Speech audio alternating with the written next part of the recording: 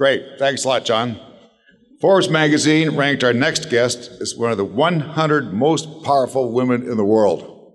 Not just the United States, but the world. She's very influential in our country. She also is very influential in our state. As president of Oracle, as you know, Oracle bought that great technology firm in Bozeman, Right Now Technologies. They paid a lot of money for it, which indicates that Right Now is pretty good. It was worth it. She's also telling me that they plan to expand their operations Right Now, and I think it's going to be part of Oracle's cloud operations based there in Bozeman.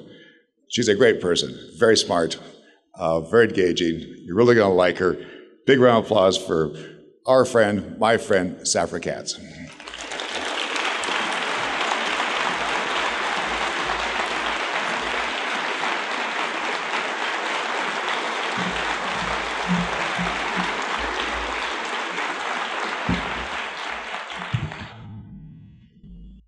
Thank you, Senator. I play a little game with the Senator every time I see him. He's just so wonderful. He always says to me, "Call me Max," and of course I always say, "Yes, Senator." And but thank you very much, really, for inviting me to be here. It's actually a privilege to be here in Montana and to be in this group of speakers. I did tell the Senator that Davos has absolutely nothing on all of you, and this has been it's truly lovely to be here. I want to talk today about what's going on in technology, as you'd expect, and I want to talk also a little bit about making investments in the United States generally and in Montana, and the jobs that investment bring along with it.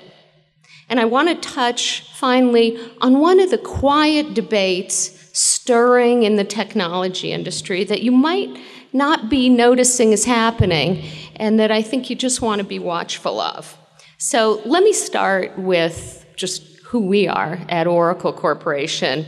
And though much of the world's business and governments run on Oracle, most people have absolutely no idea what we do.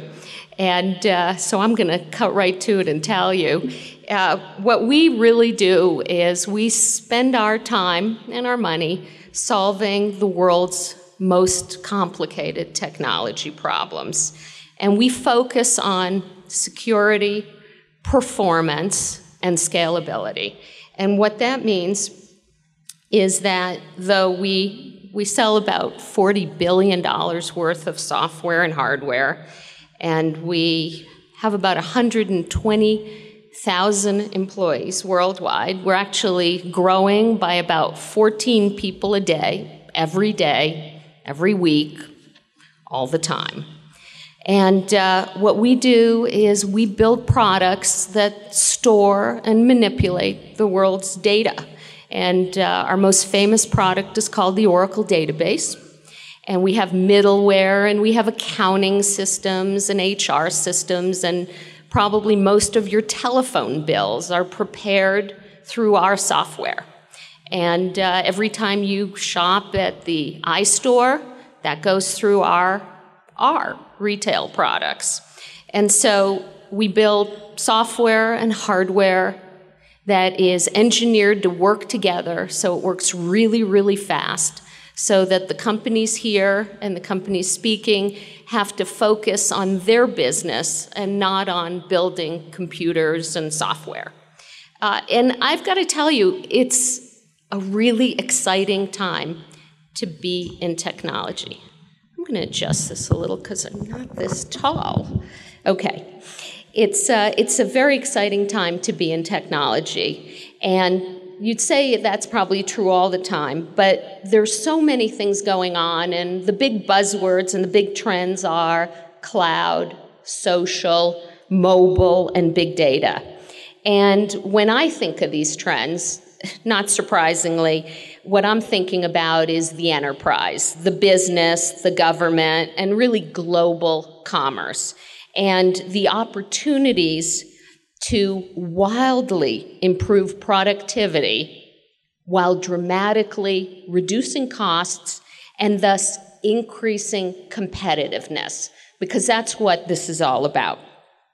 So let me just start with cloud, because that's another word that people attach to a whole bunch of things, and I wanted to share with you, how we look at it. Because the idea of cloud, that even though it's a new term, the concepts have been around for a long time, and the technology has been in the making for really 20 years, more. Our founder, Larry Ellison, CEO of Oracle, and actually the founder of Sun Microsystems, talked about the network being the computer. And really what we're talking about is computing power moving off the desktop to somewhere in the cloud, which is usually very large, very specialized, very efficient data centers. And the reason that's going so quickly is because technologies both in the back end are improving, as well as the devices at the hands of users. And really, when we talk about cloud, we talk about the natural evolution of the internet. And as devices get faster and cheaper, and bandwidth to reach those large computers becomes cheaper, it becomes more of a commodity. And the thing that matters about all this is that as the cloud is the platform, it opens up new opportunities for business and especially for consumers. And those who take the risk and jump ahead and move to it more quickly are going to be the ones with the first mover advantage. Now, we at Oracle are involved in the cloud in two ways, really. First, it's the open standards that Oracle's base technology focuses on is ultimately the underlying technology of much of today's cloud computing. A couple months ago, Salesforce.com, one of the first sort of well-known cloud computing companies, announced they had standardized on Oracle software running on Oracle engineered systems to power their cloud. The same is true for many others. But secondly, and I would think more important to this audience, is that as we provide our own cloud services, we have all those products I talked to you before running in our systems, and that entire operational business is actually headquartered here in Montana. And yes, it is.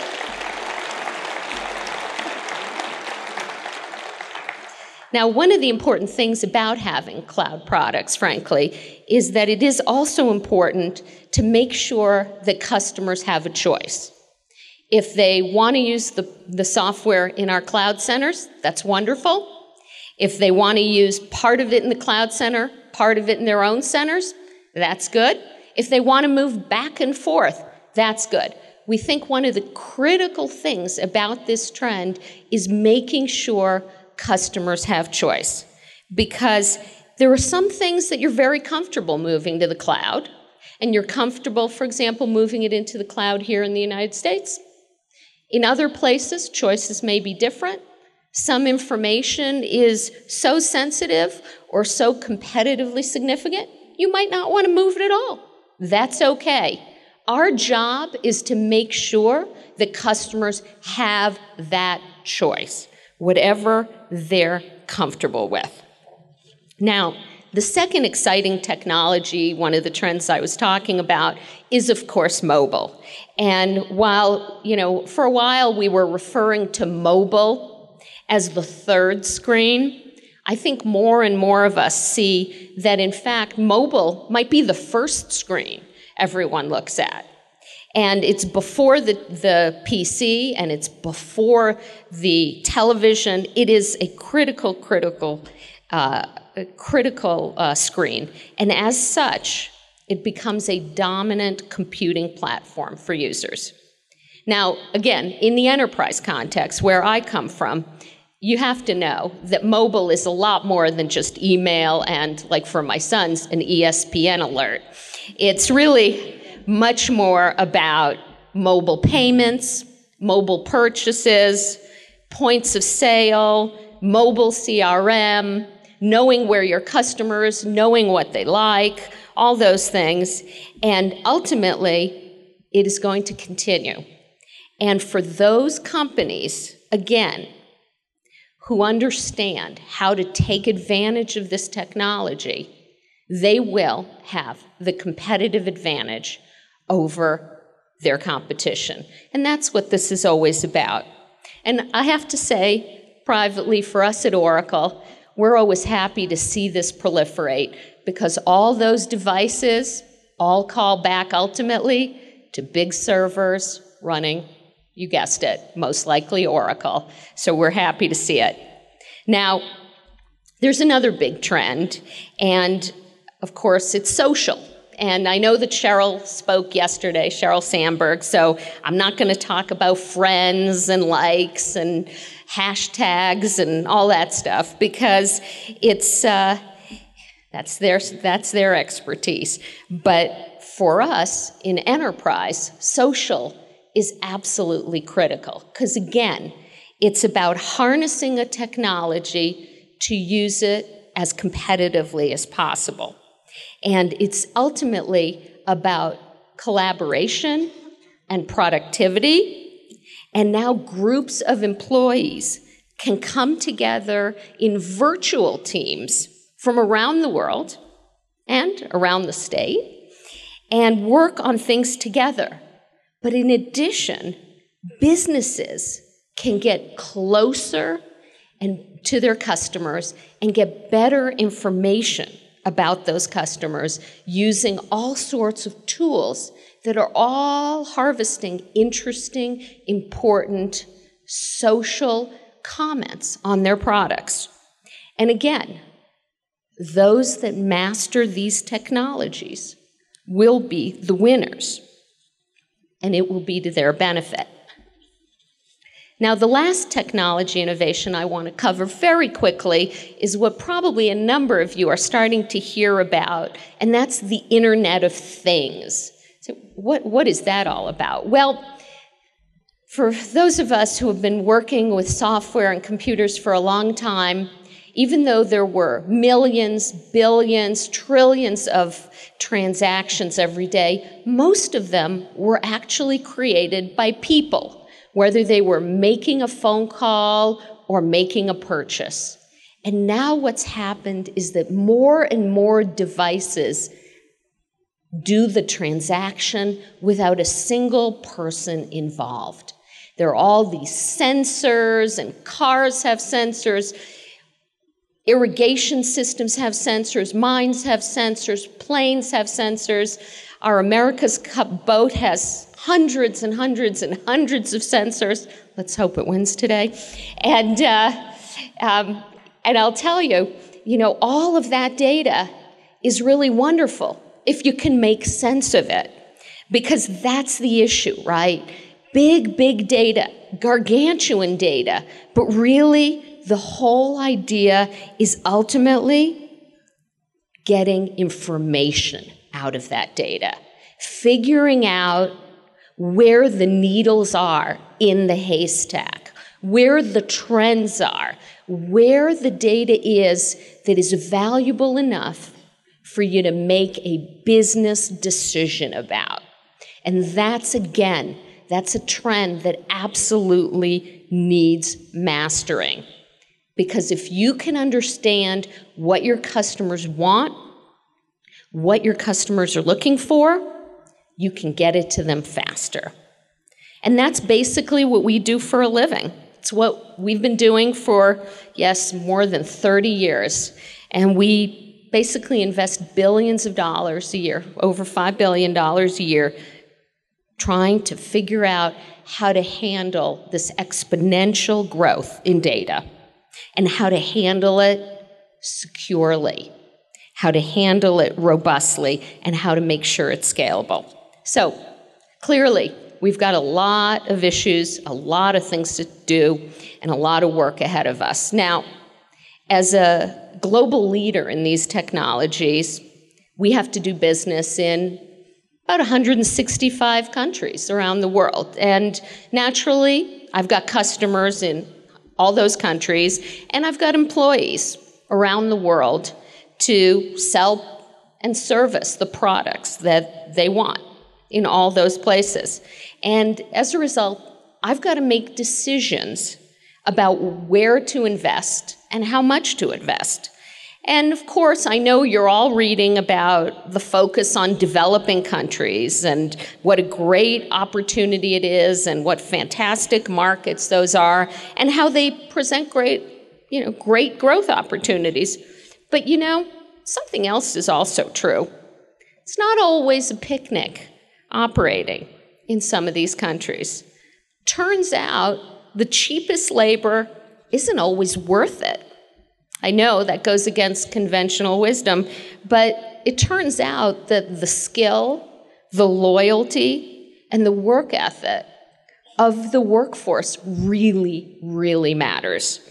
The stability and predictability of the environment and the ways in which laws are interpreted really makes a difference in the value of a long-term investment. And it's one of the reasons that we actually have a growing presence in, yes, the United States. In fact, it's true. It's true. In fact, we actually recently moved our manufacturing facilities for our engineered systems, our most critical systems, from Mexico to the United States. And it's true. And as Senator Baucus mentioned, we focused our investment in cloud services in Montana. And, you say, why Montana? Well, I'll tell you, it's really, really simple. Employees are our company. Everything of value that we are is coming from and in the heads of our people. And there's been absolutely wonderful work done by Montana Tech and Montana State University. And I will tell you that those people are running our groups. And our people in Montana do absolutely phenomenal work. We are approaching 500 folks. I think that's doubled in size since we showed up. And I will tell you, what's wonderful about Montana is I know I've got great people. I know I don't have to worry about civil war breaking out. I don't have to worry about my borders. I know that some of these things, they sound funny, but I've got civil war in some of my countries. It's not fun. And you know what else? I don't have to worry about working conditions. In fact, it's absolutely clear that there may be no better working conditions on the planet than September in Montana. So, it's true. So,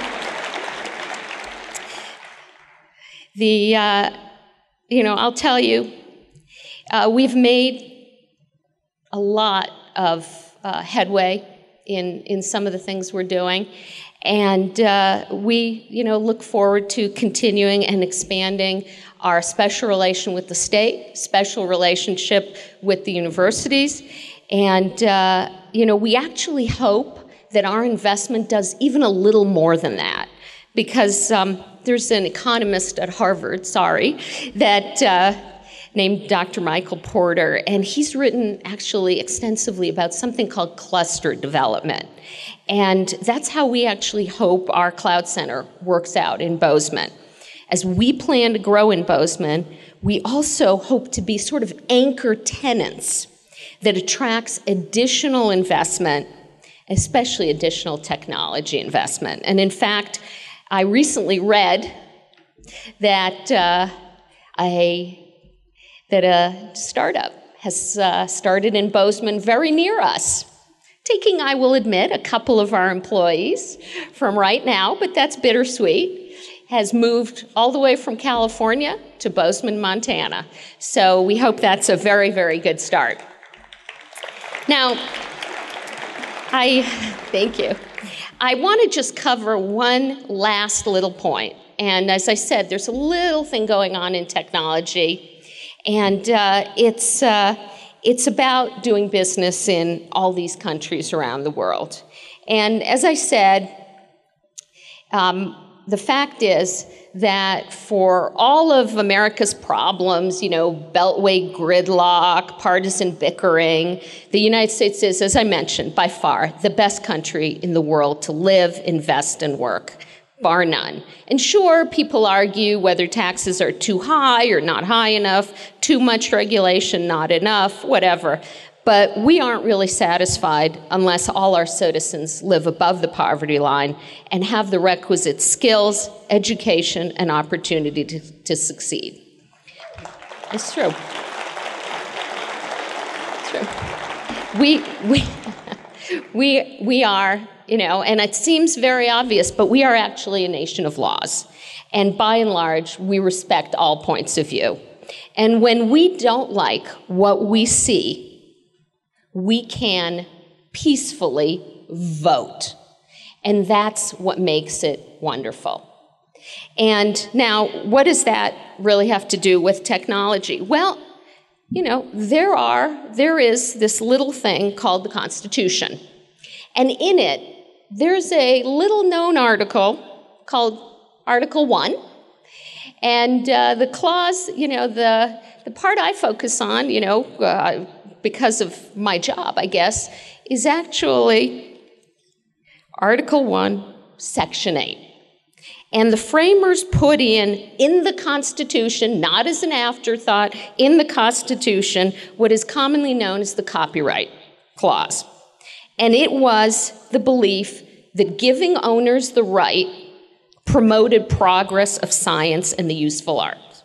And the Congress has historically settled on the view that protecting intellectual property is good for innovation.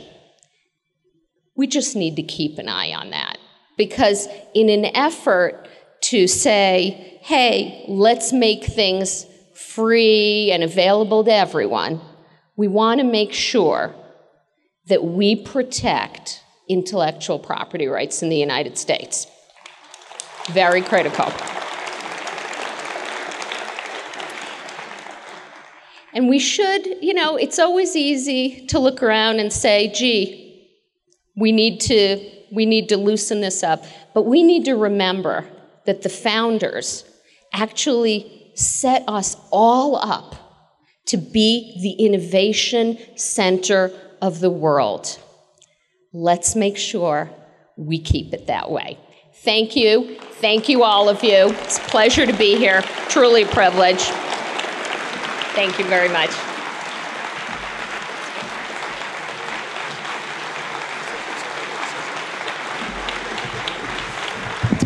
Thank you, Safra. I think there's a reason everybody's standing up and giving you a standing ovation. That was just terrific. And thank you so much for your emphasis on the Constitution, intellectual property innovation. It's a recurrent theme here, to be creative, imaginative, and you put a good base to it with the Constitution. Thanks a lot. I might also say, when I was visiting you last California, I'd recently been over to Intel. They're doing what you're doing, namely building a big fabrication plant. I'm sure you know about all this in the United States. They're not going to Taiwan. The United States, for all the reasons you indicated. And even though they have to pay close to $1 billion more in taxes, they're still going to locate that plant in the United States. So it's a big theme, and just want to underline that part, but thank you so much for your innovative, creative, upbeat, positive. We can do this. We're going to do it. We are. Thanks very much. Thank you. Thank you. Thank you.